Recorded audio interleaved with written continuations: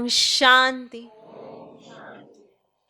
करनहार और करावनहार की स्मृति याद रहेगी तो कर्माती स्थिति का अनुभव होने लगेगा, क्योंकि ये कर्माती स्थिति का अनुभव आपको संगम पर करना है, सतयुग में नहीं।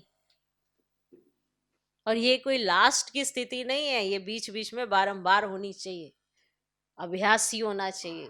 और अगर इसका अभ्यास ही नहीं, कर्मातीत अवस्था का एहसास नहीं, ये नहीं कि कर्म को छोड़कर हम बैठ जाएंगे तो हम हो जाएंगे, बन जाएंगे। तो आज तो बाबा ने कह दिया अच्छा करो 1 महीना बैठ जाओ आप, चलो। बैलेंस नहीं है हमारे पास, ये हम स्वीकार नहीं करते। बैलेंस हो तो दिखाई भी दे कि जब हमारे पास कर्म होता है उसमें योग शामिल नहीं होता है, और जब योग होता है तो कर्म की तरफ ही ध्यान जाता है, सेवाओं की तरफ बुद्धि चली जाती है। तो बैलेंस कहाँ है? अगर मन बुद्धि हल्के नहीं है तो आत्मा बेचैनी रहेगी, हलचल में आएगी। कर्म संन्यास नहीं होता है, आप सन्यासी हैं लेकिन कर्म योगी बनकर। तो कर्म में योग शामिल होगा तो आपको मजा आएगा, फिर आपको थकावट भी नहीं होगी और ही अच्छा अनुभव होगा।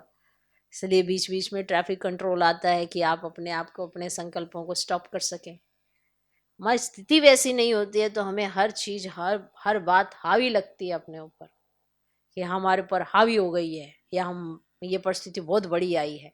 कोई भी चीज बड़ी या छोटी इसीलिए बन गई क्योंकि आपकी स्थिति कैसी थी, बाकी तो और कोई बात नहीं है। परिस्थिति तो चाहे बड़ी है या छोटी है, उसका कोई पैरामीटर तो है नहीं, वो तो आपकी सोच पर डिपेंड कर रही है कि वो छोटी है या बड़ी है।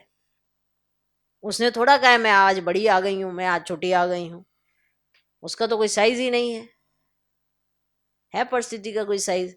वो तो जिसके ऊपर आई है उसकी स्थिति कितनी बड़ी या छोटी है, उसने अपनी सोच कितनी बड़ी रखी है या छोटी रखी है, उसके हिसाब से उसने परिस्थिति का साइज बनाया है, बाकी है तो कुछ भी नहीं। बाबा ने कभी कहा परिस्थितियां बहुत बड़ी बड़ी आने वाली हैं और तुम छोटे से, तुम थोड़ा साइज बढ़ा लो।